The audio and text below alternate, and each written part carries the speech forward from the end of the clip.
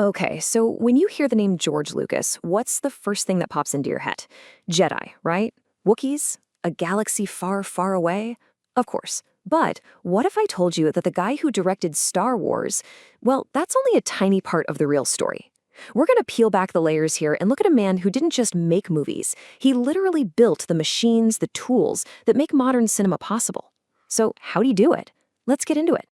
And this quote, man, it just nails it. Lucas's real legacy, it's not a bunch of movies, not even a huge franchise. It's the fact that he completely re-engineered the engine of the entire entertainment industry. It's like he saw the future, shrugged, and just said, all right, I'll build it myself. And he did, piece by painstaking piece. So to really get a handle on this guy, we need a new phrase. The technocratic auteur.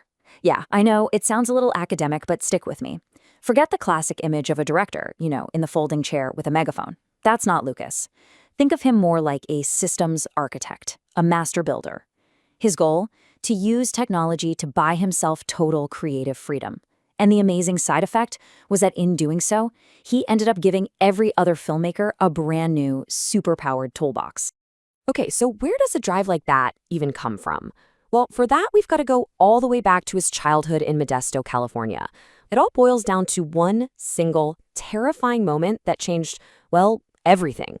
You see, George Lucas's first real passion had nothing to do with movies. It was all about the roar of an engine, the speed, and the mechanics of race cars. I mean, he was seriously on track to go pro. But then, in 1962, just days before his high school graduation, a horrific car crash nearly killed him. And that brush with death, it became the ultimate catalyst, completely slamming the brakes on one life path and launching him onto another. And you can see that pivot right here on this timeline.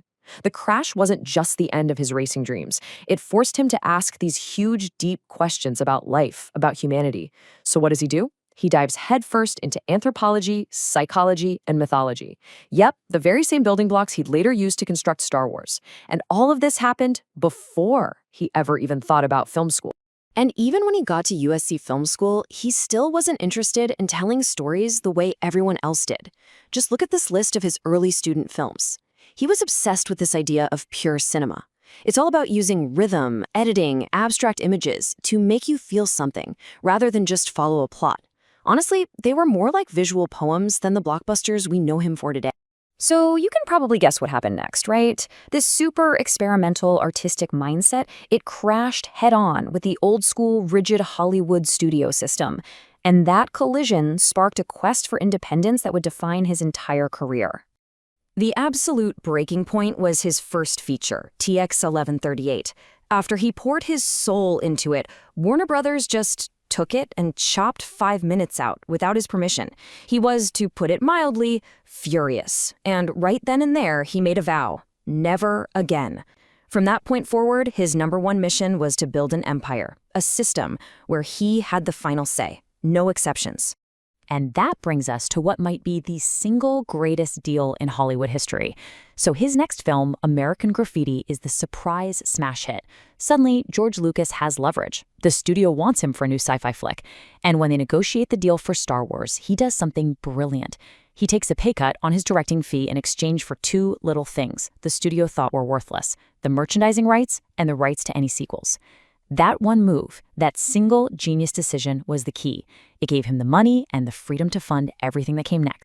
Okay, and this is the moment the story really pivots. This is where George Lucas, the filmmaker, starts to transform into George Lucas, the architect. He's got the money, he's got the vision, and now he starts looking at the whole process of making movies like an engineer. He'd find a problem, a bottleneck, and instead of just working around it, he'd build an entire company from the ground up just to solve it. So, problem number 1. The special effects he imagined for Star Wars were basically impossible. I mean, he was dreaming of these fast, dynamic, thrilling dogfights between spaceships, but the tech to do it just didn't exist. And to make it even worse, the studio, 20th Century Fox, had just shut down its effects department. So what do? Well, if you're George Lucas, your solution is simple. If the tool you need doesn't exist, you build it yourself. And so he created Industrial Light and Magic. You know it as ILM. They started by literally inventing a new kind of motion control camera, the Dijksterflex, just to make those TIE fighters and X-Wings look real. But here's the thing, they didn't just stop there. ILM became this legendary powerhouse that went on to create the first fully CG character in a movie, the mind-blowing dinosaurs in Jurassic Park, and yeah, the virtual production tech behind The Mandalorian. It's incredible. They didn't just solve one problem for one movie, they basically wrote the rulebook for the entire visual effects industry for the next 40 years. All right, next problem to solve, sound. So imagine this. You've spent millions of dollars and countless hours crafting the perfect immersive soundscape for Return of the Jedi, and then you find out that most movie theaters have these awful, tinny, inconsistent sound systems that are just butchering your work. Lucas was horrified. His vision, all that detail, was literally getting lost between the mixing studio and the audience's ears. And his solution? It was classic Lucas, methodical, systematic, and ambitious. He created a new company, THX. It wasn't a piece of equipment, it was a standard, a certification program. To get that THX seal of approval, theaters had to completely overhaul their setup. Better speakers, better acoustics, no background noise. So that iconic bwah sound you hear, that wasn't just some cool intro. It was a promise, a guarantee that what you were about to hear was exactly what the filmmakers wanted you to hear. But VFX and sound were just the beginning. Lucas's biggest, most audacious target was the very foundation of movie making, film itself. Think about it. Physical celluloid film. It's clunky, it's slow. You have to literally cut and tape it together. Every edit is a commitment, and it's destructive. He saw this physical process as a massive bottleneck on creativity, and he became obsessed with replacing it. And what's truly mind-blowing is how early he saw this coming. We're talking 1979. He literally drew up a wish list, a roadmap for a completely digital filmmaking pipeline. He wanted a digital, non-linear system for editing video. He called it the Edit Droid. He wanted one for sound, the Sound Droid. And he wanted to pour resources into computer graphics. This wasn't some fuzzy, far-off dream. It was basically an engineering blueprint for the future of the entire industry. And here is the craziest part of the story. The special little R&D team he put together to build all these digital tools, a division inside Lucasfilm called the Graphics Group. Well, in 1986, he sold it to Steve Jobs for $5 million. And that small team became an independent company. You've probably heard of it. It's called Pixar. Let that sink in. Pixar, the company that redefined animation with Toy Story, was originally created to build tools for George Lucas's live-action movies. Wild, right? So when you put it all together, you start to see a much more complex picture of his legacy. It's not just about the tech, it's also about art, and, well, it's filled with some pretty fascinating contradictions. And nothing shows that contradiction better than this. Check it out. On the one hand, you have George Lucas in 1988 standing before the U.S. Congress arguing passionately that changing old movies is basically cultural vandalism, that our history must not be allowed to be rewritten. Powerful stuff. Then, fast forward less than 10 years, and he's defending his own massive digital changes to the original Star Wars trilogy, famously calling the version we all grew up with a half-completed film. So was he an artist finally finishing his masterpiece, or was he the very cultural vandal he warned Congress about?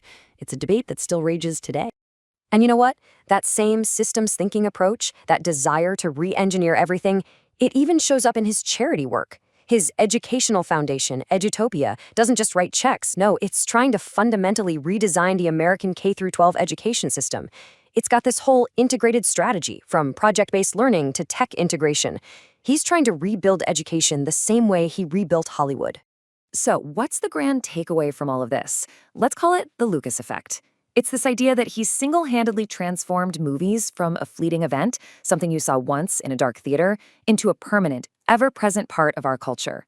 It lives everywhere now, on our shelves as toys, in our hands as games, on our screens through streaming.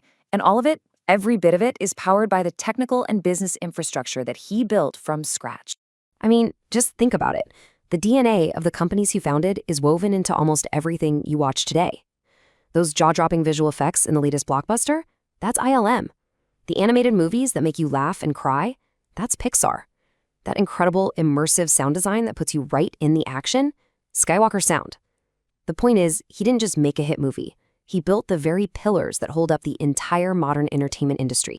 In the end, what George Lucas really proved is that the tools we use to tell our stories are every bit as important as the stories themselves. The technology and the art are fused together. And that kind of leaves us with one big final question to chew on, doesn't it? As we're looking at things like generative AI, real-time virtual production, and all sorts of new interactive narratives, What are the tools being built right now that will define the great myths of tomorrow?